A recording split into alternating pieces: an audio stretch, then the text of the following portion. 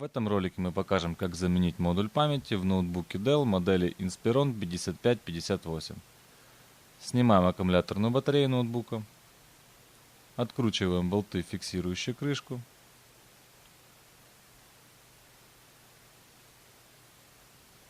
Крышка фиксируется защелками. Снимаем защелки и отсоединяем крышку.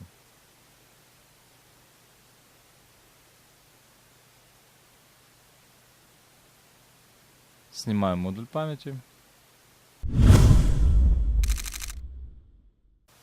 После замены новый модуль устанавливаем в ноутбук. Закрываем крышку, фиксируем защелки. Закручиваем болты. И устанавливаем на место аккумуляторную батарею.